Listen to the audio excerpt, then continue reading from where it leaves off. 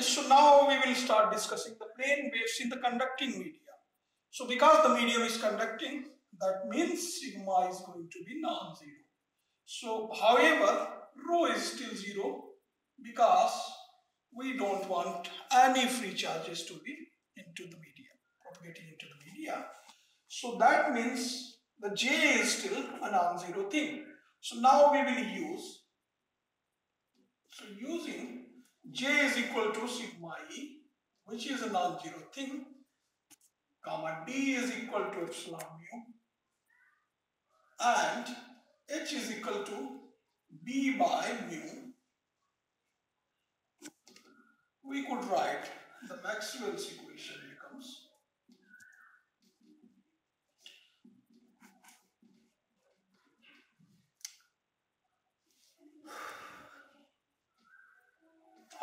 so the first equation, that would be del dot E, because there is no charge, it's going to be 0. The second equation, so this is 1.1, then 1.3, that's anyway 0. Now del cross E plus 1 over C del B by del T remains as it is. However, the last equation, that is del cross H. So remember we had del cross H, H is B by mu. So del cross B and then minus 1 over C del D by del T. So minus 1 over C, D is epsilon mu. So epsilon mu, or rather I will write epsilon mu by C and del E by del T. So this is equal to 4 pi by C, and then J is sigma. That's what we have. So this is my equation number 1.4. So let's again take the curl of the curl equations. Taking curl on 1.3 and 1.4, we obtain. So what do we obtain? I'm just going to write the solution. So we will have minus del 2E. The next term will be gradient divergence of E, then 1 over C del del T del dot B, that's equal to 0.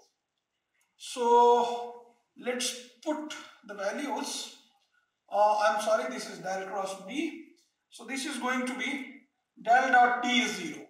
However, del cross B is now having two terms. So one term it would be giving you the usual thing. However, the next term will be giving an extra thing, which is going to be 4 pi by C square and sigma E. So that is going to be 4 pi sigma by C square del E by del T.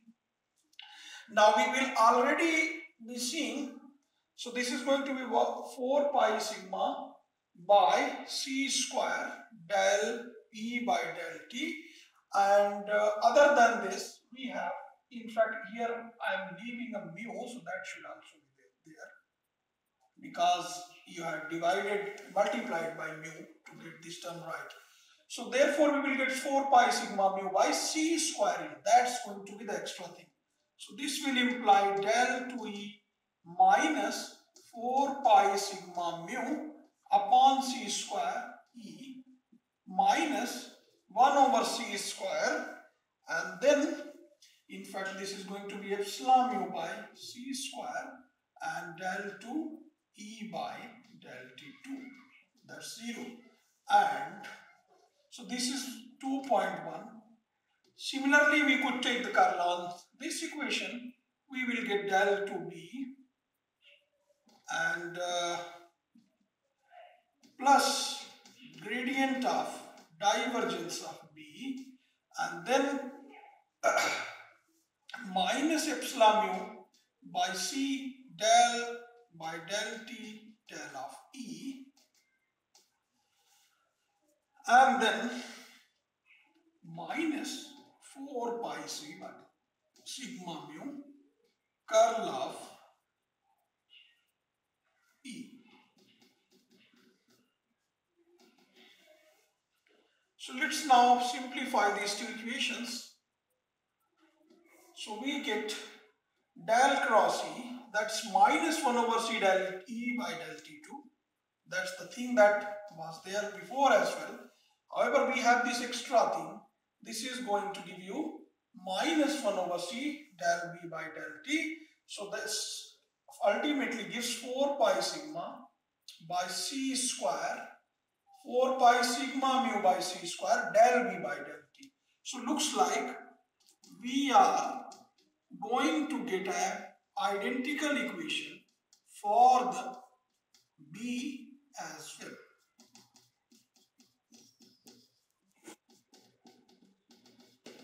So this is 2.2. So now we have realized that we have got an extra term which is linear in E or B for their respective equations. So now let's, however, because these are wave equations, the solution should be sort of similar. However, we want to see what would be the changes. So assuming, let the solution to be of the form, once again we will assume the same waveform. So this is E naught e to the power I k dot r minus omega t, and B is equal to B naught e to the power I k dot r minus omega t. So these are my equations 3.1 and 3.2. So with these things, we could reduce these equations. So let me just put 3.1 into 2.1. So using 3.1 in 2.1, or you could alternatively use 3.2 into 2.2, what we will get is the following. We will have my ik whole square, because we have del square, minus 4 pi sigma mu by c square is ik again, minus epsilon mu by c square del 2e by del t2, which is minus I omega whole square is 0. So this is k square, and then we will get, I'm sorry, so this should be del E by del T. This is del 2B by del T2, so this is del B by del T. That's what we get as an extra term. These are del B by del T and del E by del T. Somehow we are missing these things, because del cross B had a term del E by del T. So this should be del E by del T. Similarly here too, this should be del B by del T. So what we will get is I omega, in fact minus I omega. So this is going to give you minus k square and minus minus plus 4 pi sigma mu by c square, sigma mu omega by c square, minus epsilon mu, in fact this is going to be plus, and omega square is 0. Or we will get k square is going to be equal to epsilon mu, k square is going to be epsilon mu by c square, and then omega square. Then what is left is inside the bracket, that's going to be c square cancels, mu cancels, so we will have 4 pi sigma upon omega and epsilon. So that is what we get as the value of k square. So now, how to solve this? Well, we could solve this by taking k is equal to, so this is equation number 4, taking k is equal to alpha plus I beta. Why we need to take alpha plus I beta? Because we could check that here we have an extra I. So this is a complex root. So what we will get, k square is going to be alpha square minus beta square, as we already know, and then 2 alpha beta times I That is what we will have as the equation 6. So now we could compare 4 and 6. Implies alpha square minus beta square is epsilon mu by c square omega square, and alpha beta is 4 pi sigma mu upon c square. Okay, so now we have 4 pi sigma mu. In fact, omega should also be there upon c square. So now we are to solve these two equations. So this is 7.1, 7.2. So how to solve? Well, we could cancel these two things and putting value of beta in from 7.2 in 7.1. So let's do that. So once again, I will be using these equations, so I do not want these to be disturbed. However, we have everything in, so I will just remove the stuff from here.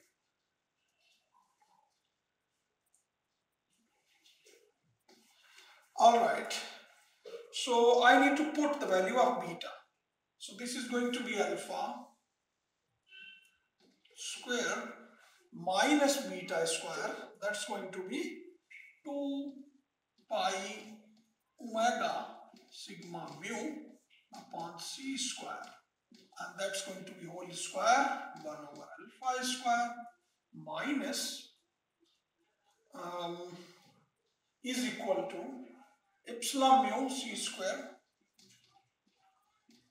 omega square. So that's what we have, or in other words, we will have alpha square whole square minus epsilon mu omega square by c square, and then alpha square, and then minus 2 pi omega sigma mu by c square whole square, that is 0. So that's a quadratic equation in alpha square. So therefore it will have a root of the form given by minus b by 2a. So this is epsilon mu omega square by c square, in fact 2a, and then plus minus 1 over root 2 square root b square, which is epsilon mu omega square by c square whole square minus 4 a and c. So this is minus minus plus, and we got 2 pi omega sigma mu by c square whole square. So now this gives epsilon mu omega square by 2c square. I could take common, I will have 1, and over here this is going to get 1, or rather I would write this as 1 on the other hand. So this is going to be 1 plus 2 and 2 4, then pi omega sigma mu. So this is going to be 4, c square cancels. This is a square, remember, this is omega c whole square. So c square will cancel, epsilon would come into the denominator, mu will stay up, epsilon omega, and then 4 pi sigma upon epsilon omega, and this is whole square. Okay, or if you solve it further, we will have further roots which would be given as epsilon mu by root 2 and then omega by c. Then we will have 1 plus minus 1 plus 4 pi sigma upon epsilon mu whole square. So now we have 4 different roots. However, we could check that 2 of them would be unrealistic. How to check that? See, there is a limit. When we think about non-conducting case, that is when sigma is 0, we should be able to get alpha to be equal to exactly epsilon mu by omega c. So that means we cannot allow this negative, so this is gone, at least in the first root. So the first root should be alpha, which is root epsilon mu upon 2 omega by c, and then we will have 1 plus square root 1 plus 4 pi sigma upon omega epsilon whole square. Now similarly we could check that this beta should be 0. So how can this beta be made 0? It could be made 0 only when we take a situation like this. That is this whole thing. Well, we will have a square root of this whole thing as well, because we need to take square root of that whole. And then plus 1, in fact, that should be a minus 1 thing. So what did I do? I had taken minus of here and then 1 minus, basically, so this is 1 minus, so this is what I have, and then square root of this whole thing. So in fact, if we correct it, so this is going to be minus and this is going to be like this. So now we could check alpha goes to root epsilon mu by 2 omega c and root 2, which is basically just epsilon mu omega by c, which is perfectly at right. For sigma tends to 0, alpha becomes and beta becomes root epsilon mu by 2 omega by c, and this is 1 minus 1 square root, that's 0. So this confirms that what should be the roots. So let me write the equation number for these things as well. So these are my equation number 8. However, as we had realized that this is going to be a very lengthy procedure. So what I will do, I will try to do this in an completely alternative way. So what is the alternative way? See, we have del cross E. Okay. So remember, we have del cross B or del cross E. So let's take any of these equations. Or alternatively,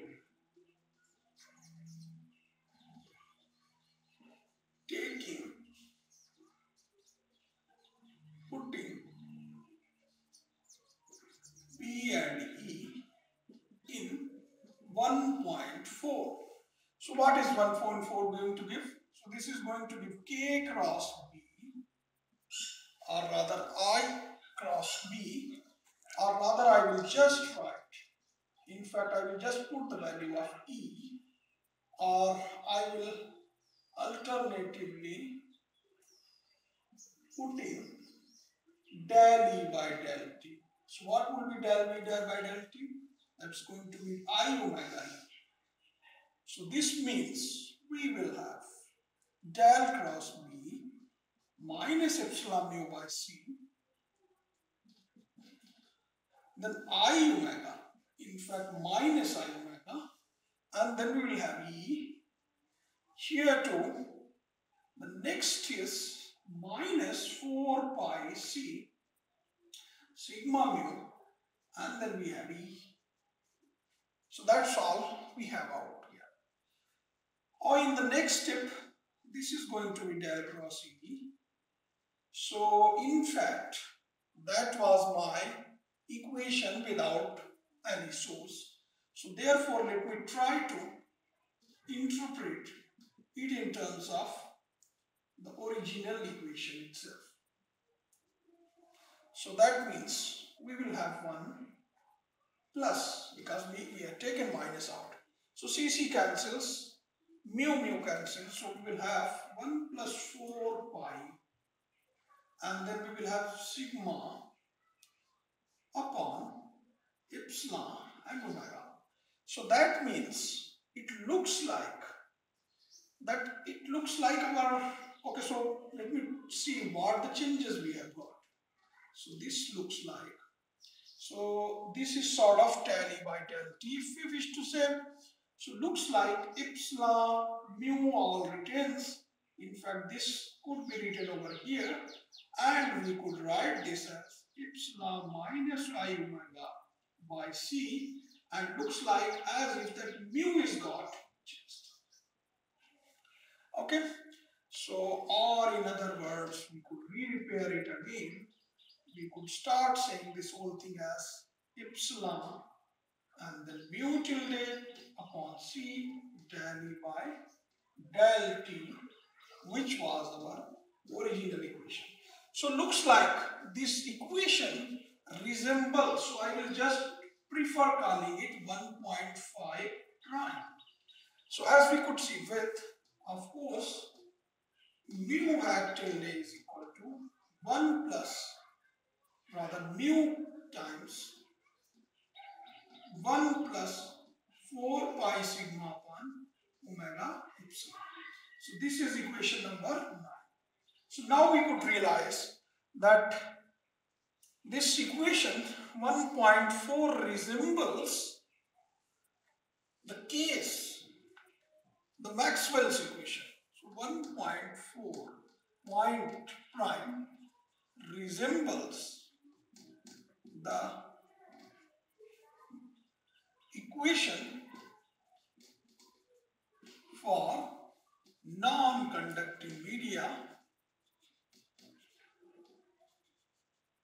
with n replaced by n tilde, which is mu tilde e, and that's equal to root mu e 1 plus 4 pi sigma.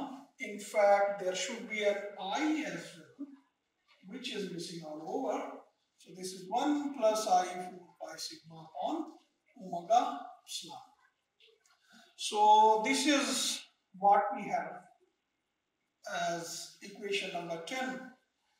So now from here onwards, or therefore you could also write the wave vector, that would be r k tilde, that's going to be n hat omega by c. So this is omega by c n hat, which is omega by c root mu tilde epsilon. I'm sorry, this shouldn't be mu tilde, rather this should be epsilon, because we have taken the effects into J. So it's epsilon move to epsilon tilde. Okay, so our epsilon is getting changed all over. So with these kind of things, let us now check what would be the forms of our original equations. So once again we will take 1.3 and 1.4. Will give, what will they give? They will give a form of B, they will give a form of E. So form of B is going to be n hat. So now this is n hat tilde, and then the direction is k hat cross E naught, if we just want to write things in terms of knots. And this is going to be 1 over minus n hat tilde k hat cross B naught. That's equation number 11. Also, let's see the magnitude of this k vector. Let's see what would it be. So this is going to be k, the usual thing, and then the magnitude of n hat, which is going to be k 1 plus. So this is going to be k is basically omega by c root mu epsilon. So omega by c epsilon mu 1 plus. So well, we will take the 1a square plus b square. So we will have 4 pi sigma by omega epsilon whole square, and then the square root of this whole thing. So that's going to be the value of the k hat.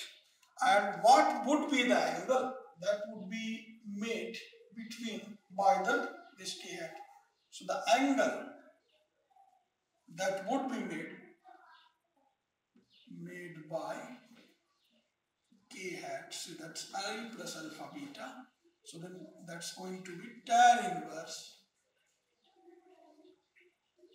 beta by alpha, and that's going to be 4 pi sigma by omega epsilon tan inverse. So that's the angle we will have. Now the next thing is going to be something more interesting. Essentially we will be looking for various roots of this equation. So let's now consider two different cases. The first case is when the conductivity is very low. So case first, that's low conductivity. So what do I mean? I mean 4 pi sigma is really much smaller than this quantity called omega epsilon. So in that case, our k hat vector, which is omega by c root epsilon mu, well, so this is the story. So this would be approximated as, so the leading order term is, it's a plus x to the power n is a plus nx. So this is going to be half and 4 pi sigma upon omega epsilon square. So this is this approximation that we will k hat in fact is out here. K hat vector is 1 plus I 4 pi sigma upon omega epsilon, and then that was the root. So this will give us the omega c. So remember this was the root, so we will get root epsilon mu, and that's going to be 1 minus half. So that means 1 minus 1 plus 2 pi sigma upon omega epsilon. So this is, if this is compared with alpha plus I beta, so we will have beta to be equal to this and alpha is going to be this quantity. So let me just write what would be the beta. So beta is going to be 2 pi sigma upon c, that's extra, and then mu upon epsilon. 2 pi sigma mu upon epsilon. So from here, what we conclude, so this is a quantity that's called the E folding. And what does it mean? That by how many times the wave will fold. And in fact, we could define a quantity which is called the skin depth. That's going to be inverse of beta, and that would be 1c upon 2 pi sigma root epsilon by mu. So this is 2 pi mu sigma omega. Okay. So now that means from here what we conclude is that the wave will be sort of mostly be kind of real part it will having. And now if we consider that the sigma is quite large, so see what happens over there. So the case 2 is high conductivity case, that is 4 pi sigma is much heavier than omega epsilon. So in that case k vector is going to be omega by c epsilon mu. We have 1 plus I 4 pi sigma upon omega epsilon, that's root.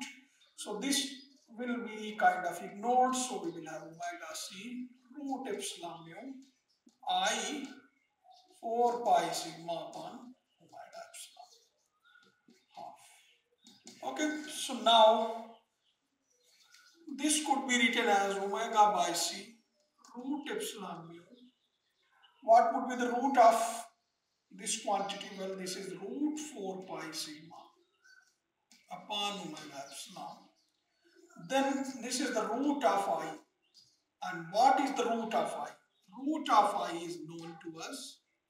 So root of I, this is e to the power I pi by 2 root, and that is e to the power I pi by 4, and that is 1 over root 2, 1 plus I. So this is omega by 2 c root epsilon mu root 4 pi sigma upon omega epsilon, and then we will have 1 plus I. So from here, what we realize that alpha and beta are the same. And what is the value of them? Well, this is omega by c root epsilon mu, and then we have pi sigma upon omega epsilon. Pi sigma upon omega epsilon. Or in other words, this is going to be mu sigma upon epsilon is cancelled. Omega will survive. Pi mu sigma upon c square. So this is going to be 4 pi sigma mu upon omega. Okay. So so this is pi mu upon c square. So what we realize that the wave in this case would be heavily attenuated, and also another interesting thing would be the ratio. So the ratio of V to E, let's recall what it should be. Ratio of V to E should be N, and that was essentially root epsilon tilde mu, which is in this case going to be 4 pi sigma mu upon omega. Now sigma is much larger than 1, so yes, so this is B naught. So this means the EM wave is mostly magnetic, and that is the reason. So this means inside a conductor,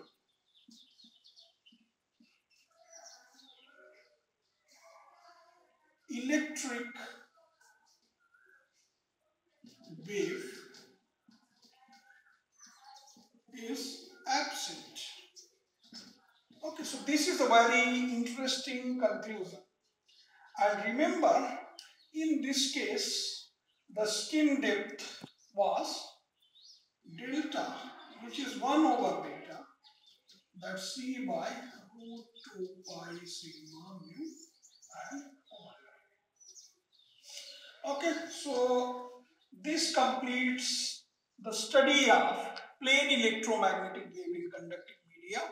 What we have realized by this exercise is that the electric waves are absent for the high conductivity reason.